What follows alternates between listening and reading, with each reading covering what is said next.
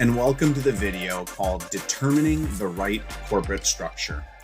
The simple fact is, when you build a business to exit, you have to think about corporate structure differently than if you're just building it to run yourself. In this video, we're going to talk about some key factors to consider so that you set the right amount of structure, but equally important that you don't over-structure your business. We're going to talk about the right amount of corporate structure, and then we're going to talk about what we call advanced corporate structure options for you to consider, ways that you can maximize both valuation and flexibility. And then we're going to end talking about having the right number of owners or equity participants in your business. Let's start with the right amount of structure. First and foremost, don't confuse more structure with more progress. I often see this with Amazon or e-commerce sellers is that they're starting up their business and they do want to think with the end in mind, which is great. However, they're over-engineering the amount of structure that you might need right away and thinking about complex multiple entities and 5 different owners and partnerships and all kinds of different things, when the reality is you just need to get your first product out. So simpler is better. But recognize that as you scale a business, it can and does get more complex, and you need to have the mindset and the ability to understand when is the right time to set that right amount of structure. So always be asking yourself the question, how do I keep it as simple as possible in my corporate structuring? Because simple means it's going to be less costly. It's going to take less legal time and less accounting time, for example. It's also more important than even that, going to have less distractions, and it's going to have less time required from you as the entrepreneur focusing on structure, which means that you can have more time focusing on growing the business. Here are some key questions that you want to be addressing when you're designing your corporate structure. First of all, how big is the overall vision? How big is the vision for this particular business? And how many brands am I eventually thinking of bringing to the marketplace? The reason why this is critical is, for example, if you were to design a very sophisticated tax structure planning vehicle into a business that's only going to exit for $500,000, you've over-engineered the solution because your tax rate on a $500,000 sale might be a 20% capital gains tax, and you just spent $50,000 designing the right tax structure to make it more efficient. However, if you're planning on exiting for your owner goal of getting north of $10 million, then I can almost guarantee you that you're going to have to be thinking about multiple either owners in the business or giving phantom equity or some type of stock option program to key people to grow to that level of size. So you have to think about how big is my vision when you're designing your corporate structure. Then you can start to ask yourself questions like, how many partners do I want to have, if any? And are there any key leaders that I feel that I'm going to need to bring into the business? For example, in the keeping it simple first logic, you always want to start out with yourself as the 100% owner of your particular company. Oftentimes I see people way too early get into 50-50 partnerships with somebody that they just met, and then they realize that it wasn't a really good working relationship to start with. So think of it as start simple. However, there are times where you meet somebody that would be a great partner for you to bring in, either on a minority equity, or maybe you bring in somebody that is super, super talented at supply chain and logistics, and you're really good at marketing, and you want to offer them some incentives, not just on the performance of the business, but upon its ultimate exit. So you want to start thinking about that in advance. And then, and this is critical, and maybe one that you haven't thought about, is start thinking about what a buyer is going to want to see. When I think about buyers, the first thing I think about is what is called the reps and warranties, or what fundamental promises are you making about the business to a buyer when they buy it, and what due diligence information are you going to need to provide them. I'll give you a perfect example of how structure can get in the way with this. Let's just say that I had a seller that I worked with. We helped them exit, and this actually was a 7-figure exit, but they had set up a structure with their supplier that they bought their goods at a certain cost, and then they actually return money back to their supplier through a licensing deal that allowed their supplier to earn more and more profitability as the business grows. Now, it was a very kind of complex structure, and from a buyer's perspective, they now have to get that supplier, which happened to be based in China, to understand that that was no longer going to be there. And so the person that had set up the business had set up a structure in place that was going to make it very hard to exit. The same thing, for example, is if you're setting up a structure and somebody else is going to co-share your trademark or your IP. So you have to be thinking about the third lens, which is what does a buyer want to see? And again, simpler is always better. Okay. The next thing you have to think about is, are you going to be one brand or multiple brands? And the way I like to think about this is, if something is big enough to be a true brand, then it likely deserves itself to be big enough to have its own separate entity, like an LLC, its own separate bank accounts, its own separate accounting instance of QuickBooks or Xero, and it deserves its own separate Seller Central account.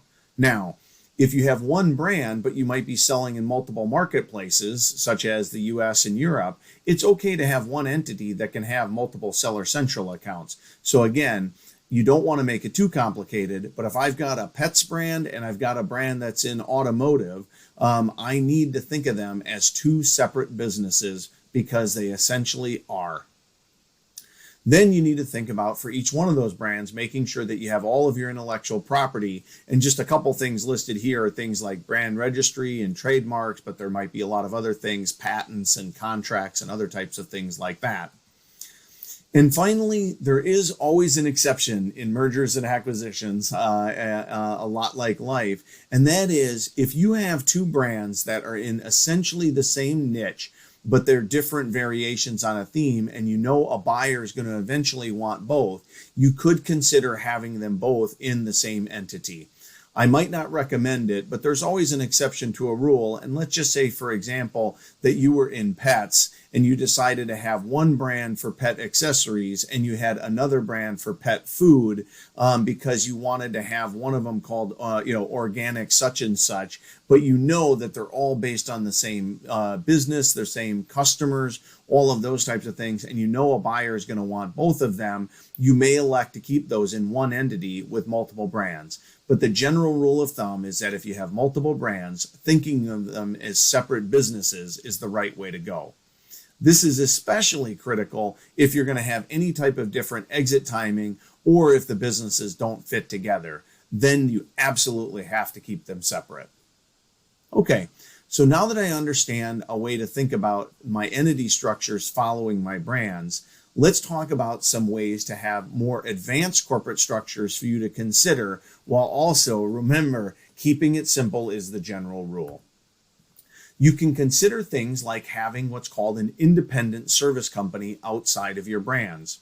If you have multiple brands that you're working on and you have one person that's really good at supply chain, it's very likely that you might want that person to work on both brands. That might be the same thing for Amazon case management or other types of services that you have. In those instances, you may decide to invest in setting up what I call Service Co. Service Co is an independent company, and what Service Co does is that it exists to serve the brands that you own through a contractual relationship. You may also decide to set up an independent Traffic Co company for your lists. I don't recommend this for most sellers, but there are some sellers out there that are really focused on influencer marketing and list building, and they've built up very, very sizable lists that they might not want to transfer to a buyer because they may find that that list has value across multiple brands. In that instance, you set up what's called Traffic Co, and Traffic Co owns all of your lists, and then they are serviced with your various brands. Now, recognize that many types of marketing laws are in place to protect sellers from list selling. So you have to do things that are in a way that are compliant, but you may also recognize that there is a value to doing it if there's a holding company, for example, to where you own both Traffic Co and the Brand Co that would allow you to sell the brand without selling the Traffic Co. This is not legal or tax advice, so please understand that it's more general business structuring to get you to think about ways that you can maximize your valuation and also maximize the flexibility of your structure upon exit. And there are a number of people out there that do consulting services for other people. And a great way for you to not only maybe maximize the value of your business by having some of your expenses out of your brand, but also to deduct a lot of the travel that you might be doing in the industry is to set up something I call Consulting Co. So if you're going to various conferences or you're doing presentations or you're visiting other mastermind groups, you could use your Consult Co as the consulting company that has those expenses to keep your brand co's, what I call, clean. This helps with not having as many ad backs that you're running through the business, which may be subject to scrutiny, but just rather sets them in the appropriate company right from the beginning.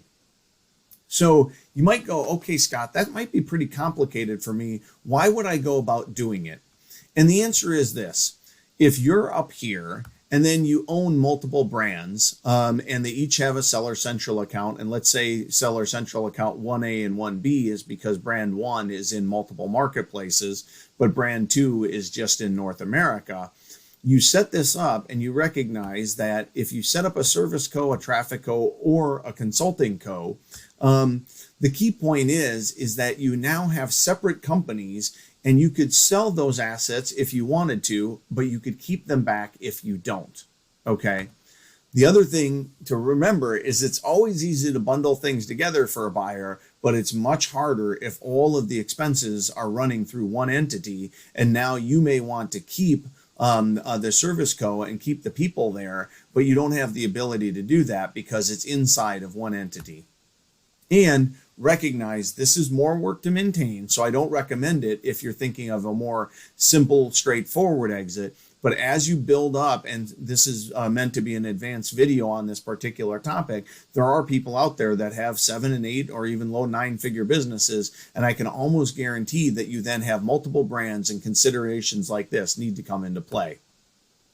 In option 1, it's kind of the same as having it as all in one entity. The buyer comes in, they buy up everything, and then you don't need to worry about it. Okay. But where the interesting thing comes in is if somebody wants to buy just one of your brands. So you're still at the top, you own both brands. The buyer decided to buy with their what's called their acquisition co, the second brand.